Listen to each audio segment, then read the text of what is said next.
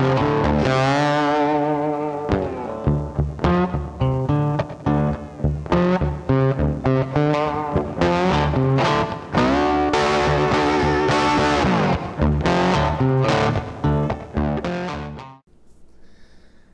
Halloween, everyone, and welcome to Kilted Swine BBQ. I'm your host, Bob Sellers Jr., and today we're going to do stuffed pork tenderloin following the methodology of Chef Cam that I started following about 8 or 9 years ago, and have done his method a couple times, and I'm going to try a little twist given that it is Halloween, and try a little difference that I've gleaned off of other videos of the way people do stuffed pork. If you are interested in seeing more of these videos as they come out, please hit subscribe and little bell. And if you like this video, please select like. Again, my website is kiltedswinebbq.com, and my books can be found at sellersjr.com. And here we go. All right, so what you can see here is I took about 8 slices of brioche bread, and I have ripped them up so they're not in any shape or uniform other than being all kind of stuck up here in little clumps.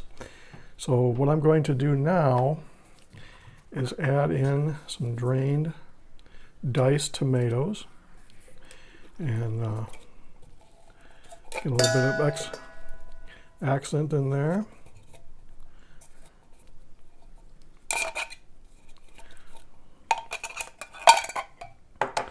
I'm going to add in most of the pancetta, and that is from Busset Foods. It's gluten-free.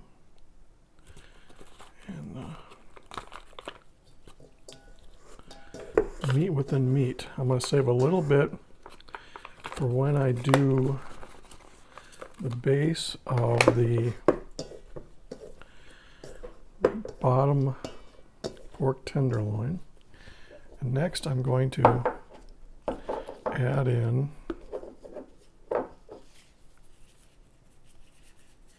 some spring onion. Now, one bunch is inside this, so I'm going to probably do roughly half, I think. Maybe a little bit more.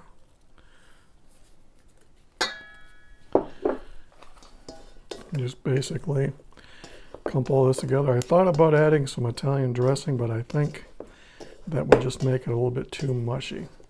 So next, I'm going to add some four cheese Mexican style. I'm going to add about a cup. And as usual, when you're measuring cheese like this, you can go over. I usually try to be exact, but in this case, that's close enough. You don't want to go overboard with it because I'm going to be adding some other cheese here, the mozzarella. What I'm going to do, I guess I'm going to be doing 3/4 cup mozzarella, adjusting on the fly here. I'm going to mix this all together so we get a bit of a creamy, cheesy mix. Now, as Cam pointed out in his video, if you do the caramelized onions and you're not cooking the meat right away, you want to let it set off to the side and cool, because you don't want to put hot inside of cold meat to get cross-contamination. In this case, we're going to be putting this out in the smoker fairly quickly here. So at this point, I think we're set to go prepare the meat. Well, as you can see here, we're doing a little bit of adaptation, as I thought I was buying a whole tenderloin. It turns out they already come in 2 parts. My wife said, well, if you're going to do one, why not do 2? I was like, all right, I can do that. Adapting on the fly. What I'm doing here, as indelicately as others might do better is removing some of the silver skin from the outside of the tenderloins. Usually it's just one little section, but you can see on the skin here, I mean, theoretically, you could score it as well, but you're just trying to get so that your rub and seasoning can get to the meat.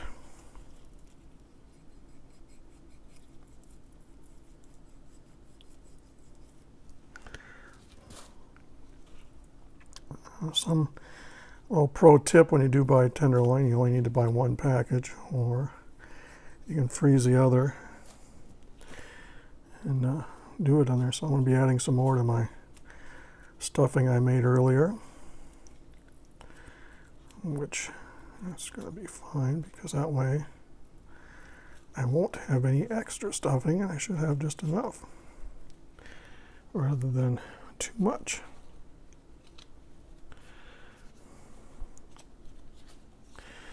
So I'm not going to go crazy on this.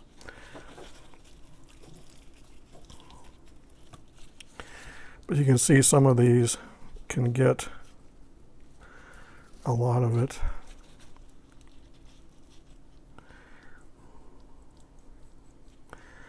And you want to go along and do as much trimming as you like, to each their own. There's no absolute right way. The wrong way would be to end up with no meat. But this is all primarily going to be on the outside anyway.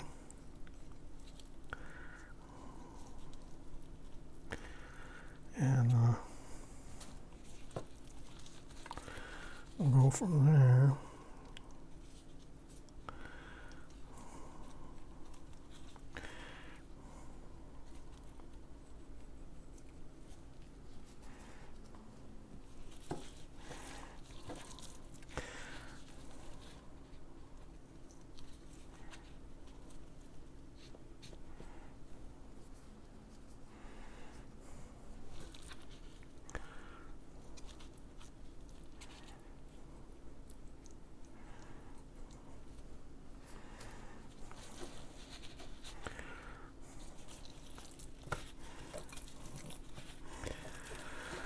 I think that is going to work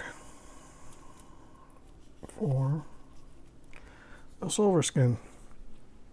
So what I'm going to do, to save time and not bore you into watching a long video you would just fast forward through anyway, I'm going to go and butterfly one of these, one pair, and then I'll walk you through what I did on the second pair.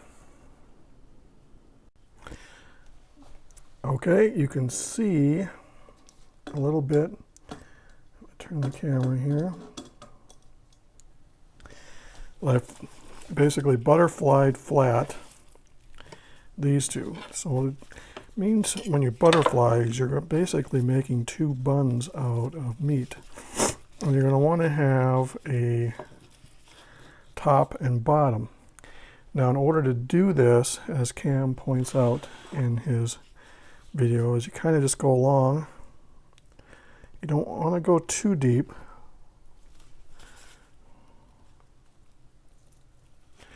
You just kind of go along with your finger to measure how far down you can go.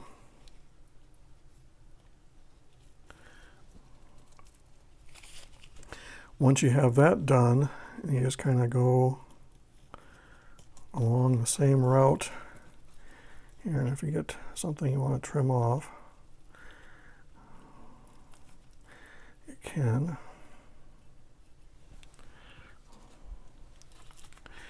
So the idea with this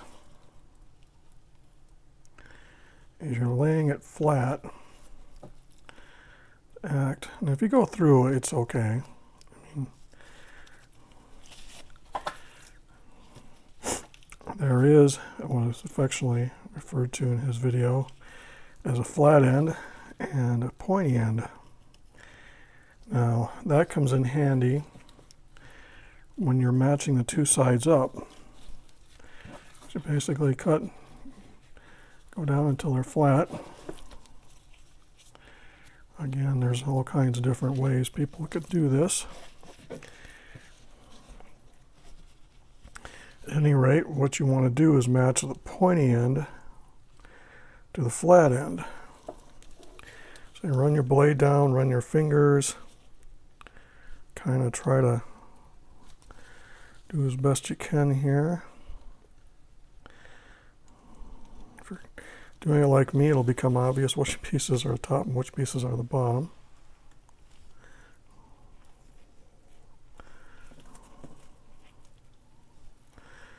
I'm making some chefs probably cringe as they're watching me do this,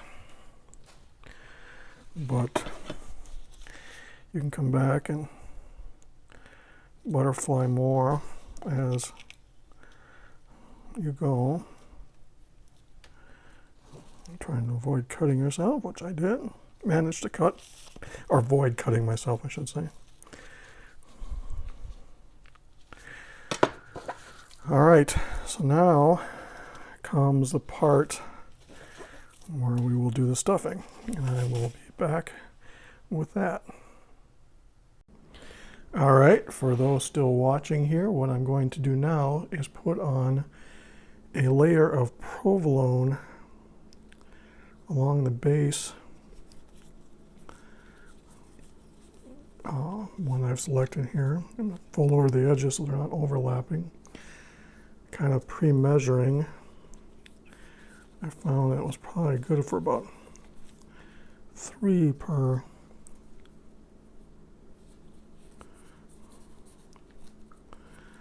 And now what I'm going to do, as you can see, I'm kind of using the cheese as a base. So I'm going to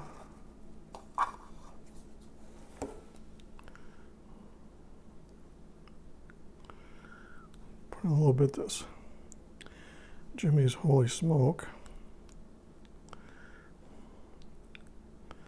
as an accent along the bottom.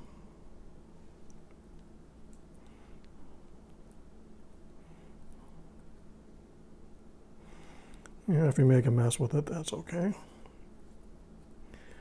The idea here is just to add a little bit to the bottom part. My original plan was to add some more of that other little pieces of meat, but since I had to expand my stuffing, that kind of went by the roadside. So now that we got that in there, start to put the stuffing in.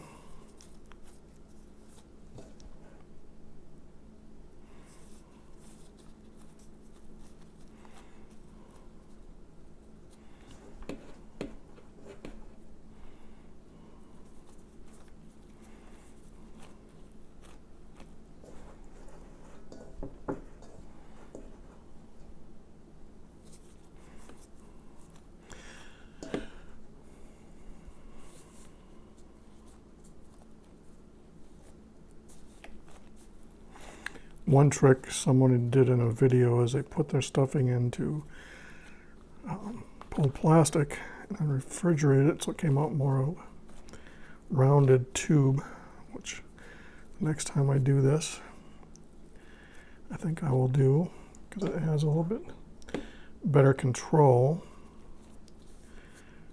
over the mess you end up making with the stuffing. Now you notice I've already put the butcher's twine. I think that's going to be sufficient for this one. And I'm going to take this, and as you can see, I kind of cut through on there. We're going to tuck that in as best we can.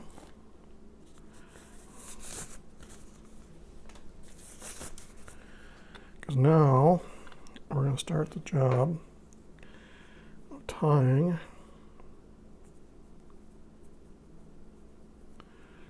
the knot. There is a thing called a butcher's knot that I had practiced. Obviously not using at this moment. It's much better knot for this than what I'm doing, but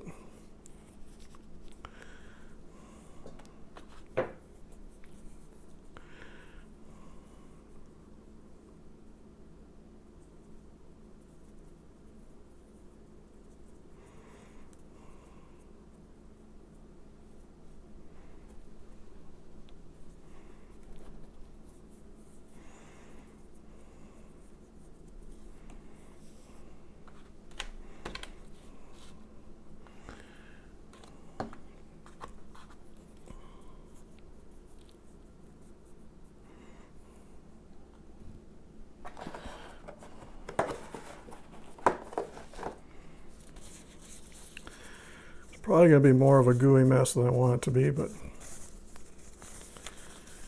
in order to succeed, you have to have failures. And so far, I have found it's very hard to screw up smoked meat. There is a first time.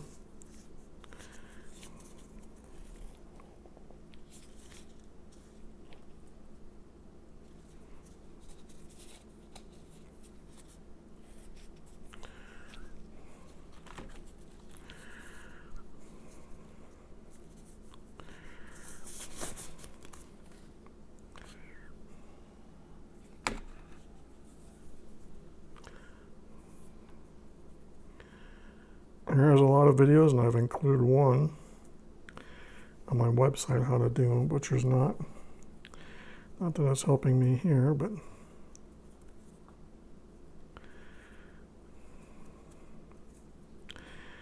a chef who does this day in and day out will not have that problem.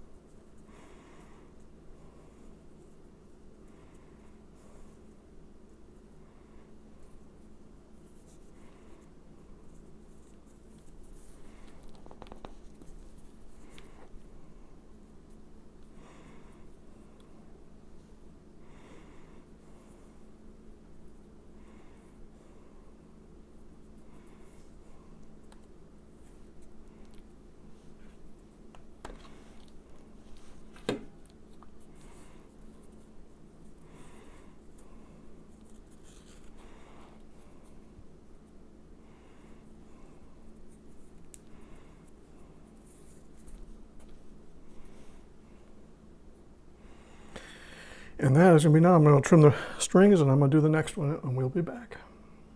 There you have it. They're tied and ready for the grill.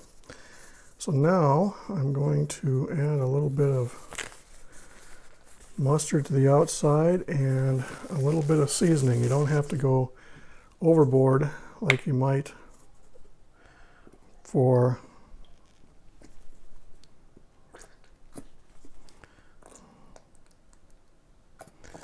a brisket or a pork butt. I like to get a little bit of a bind on there. Just kind of protect everything and give it a little base to adhere to when you're putting the seasoning on. You could use oil if you wanted to. You generally won't taste the mustard. Now the first that I'd like to put on is a little au juice gravy that I get from Fanny Cooks. It just adds a little nice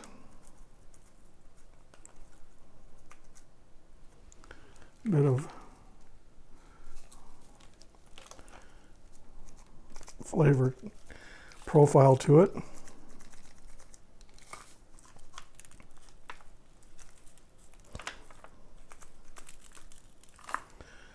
Next, I'm going to do a little bit of honey mustard rub from the same Fanny Cook.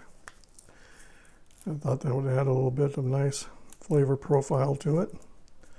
Again, you're not going to be doing a whole ton of it like you would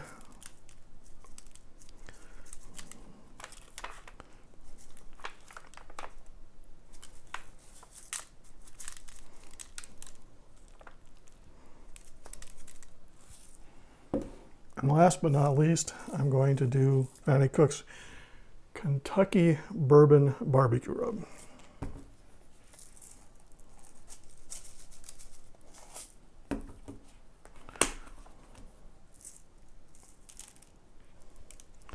I generally just kind of pad this in.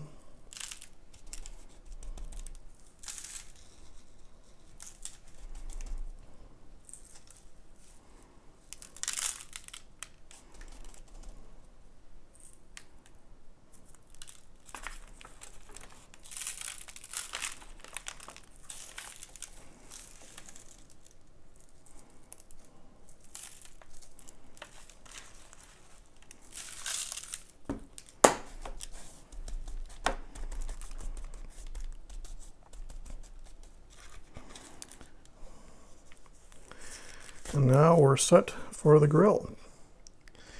I'm going to try to do this between 250 and 275. I'm going to probe the bigger one to get the internal temperature to 150, which should make the outside temperature about 165, but I will test that and we'll see how at the grill. So here we are out at the smoker, and for those curious, I am using a couple splits or half splits of mixed hardwood mixed with some apple chunks for the smoke. So we're going to put these in and get the smoke going. Let Black Betty have her way with the cook. Well, we've been out here for almost 2 hours, and I'm going to open up and spritz it. We've reached an internal temperature of the big stuffed tenderloin of 135 degrees. So I'm going to spray it with a mixture of apple mango juice and water. As you can see how it's coming here.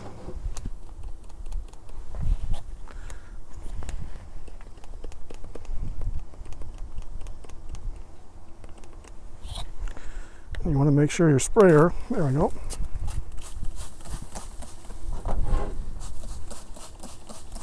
You notice I've used tin foil pans on the bottom that have holes in them. Did that to help protect from the gooiness that is certainly going to come about this. Now I'm going to leave it in there until about 145, 150-ish, and then I'm going to probe both of them to see, to make sure, and we'll talk to you then. Welcome back. We got the internal temperature to 145 on the probe. To kind of recap, it was about 3.5 hour cook at 270 degrees.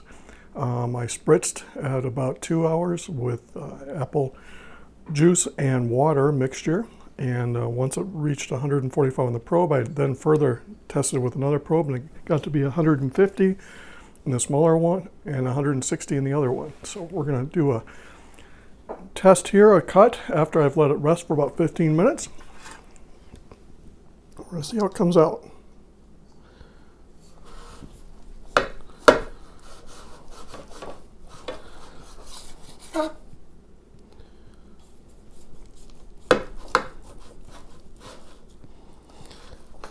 As expected, it's a little gooey on the inside, but that's the way I wanted it. And you can see a nice smoke ring, and I believe we have a success. I will update on my food tasters, off-camera reviews of it, and I'll let you know then.